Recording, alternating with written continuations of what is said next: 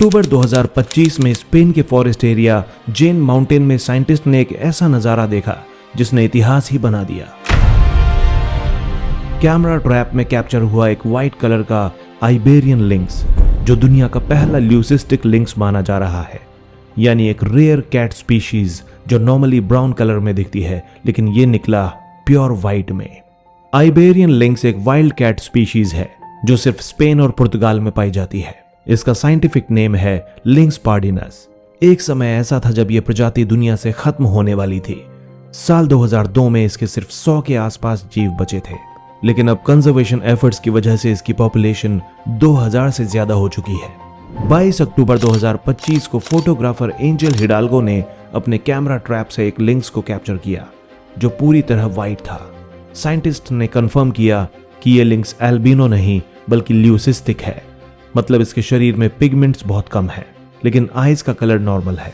Leucism एक genetic condition होती है जिसमें जानवर के फर या स्किन में कलर पिगमेंट बहुत कम बनता है, इसलिए उसका फर सफेद या हल्के रंग का दिखता है, लेकिन आइज और स्किन नॉर्मल रहती हैं। यह एल्बिनो एनिमल से अलग होता है क्योंकि एल्बिनो में तो पिगमेंट पूरी तरह से एब्सेंट होता है और आइज पिंकिश दिखाई देती हैं। आइबेरियन लिंक्स का यह सफेद रूप केवल एक सुंदर म्यूटेशन नहीं है, बल्कि नेचर की एवोल्यूशन की जादुई कहानी है। वैज्ञानिकों के मुताबिक ल्यूसिज्म कोई बीमारी नहीं होती, ये एक जेनेटिक वेरिएशन है जो हजारों में से किसी एक जानवर में दिख सकती है। किन जानवरों में ल्यूसिज्म पाया जाता है? ल्यूसिज्म सिर्फ आइबेरियन लिंक्स में ही नहीं देखा गया है, बल्कि दुनिया के कई और जानवरों में भी ये रेयर कंडीशन पाई जाती है। उदाहरण के तौर पर व्हाइट पीकॉक यानी सफेद मोर, उसका सफेद पंख ल्यूसिज्म का ही परिणाम है, न कि एल्बिनो म्यूटेशन का। व्हाइट जिराफ्स भी देखे गए हैं। 2017 में कीनिया में एक ल्यूसिस्टिक जिराफ मदर और उसका बच्चा पहली बार कैमरे में कैद हुए थे। इसी तरह व्हाइट पेंगुइन अंटार्कटिका में और व्हाइट एलिगेटर फ्लोरिडा में देखे गए, जो ल्यूसिस्टिक स्पीशीज के रेयर एग्जाम्पल्स हैं।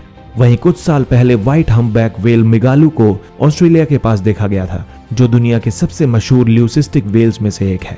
साल 2000 के दशक में आइबेरियन लिंक्स ऑलमोस्ट एक्सटिंक्ट हो चुका था।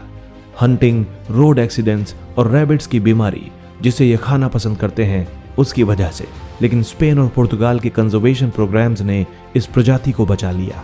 स्पेन और पुर्तगाल ने मिलकर स्पेशल ब्रीडिंग सेंटर्स बनाए, जैसे एल एस बुश और ला ओलिविला सेंटर्स, जहां कैप्टिव ब्रीडिंग और वाइल्ड रिलीज प्रोग्राम्स चलाए गए। और आज 20 साल बाद ये स्पीशीज दोबारा फल फूल रही है। आइबेरियन लिंक्स की पॉपुलेशन अब 2000 से ज्यादा है और 14 अलग अलग ब्रीडिंग जोन्स में फैल चुकी है। इस रेयर व्हाइट लिंक्स की खोज ये साबित करती है कि नेचर को अगर थोड़ा चेंज दिया जाए तो वो खुद को रिकवर कर लेती है। आज इसे एंडेंजर्ड से हटाकर वल्नरेबल कैटेगरी में रखा गया है। साइंटिस्ट इस रेयर व्हाइट लिंक्स को ट्रैक कर रहे हैं ताकि देखा जा सके कि क्या ये नॉर्मल तरीके से फॉरेस्ट में सरवाइव कर पा रही है या नहीं। व्हाइट कलर होने के कारण इसे कैमोफ्लाज यानी कि छुपने में दिक्कत भी हो सकती है, लेकिन इसकी प्रेजेंस एक पॉजिटिव सिग्नल है। नेचर अब भी इवॉल्व कर रही है और थ्राइव कर रही है। इस खोज के क्या मायने हैं? ये एक हिस्टोरिक मोमेंट है क्योंकि आज तक किसी ने व्हाइट आइबेरियन लिंक्स नहीं देखा था। ये प्रूफ है कि नेचर में अभी भी कई सरप्राइजेस बचे हुए हैं, और ये एक गुड साइन भी है क्योंकि इसका मतलब है कि दुनिया में कई ऐसी स्पीशीज रिकवर कर रही हैं जिनकी संख्या घटती जा रही थी। अब उनकी पॉपुलेशन बढ़ रही है और जेनेटिक डाइवर्सिटी भी इंप्रूव हो रही है। और ऐसी ही रेयर डिस्कवरीज और हिस्टोरिक मोमेंट्स के लिए हिस्टोरिक हिंदी को सब्सक्राइब करना ना भूलें। मिलते हैं अगले वीडियो में, तब तक के लिए नमस्कार।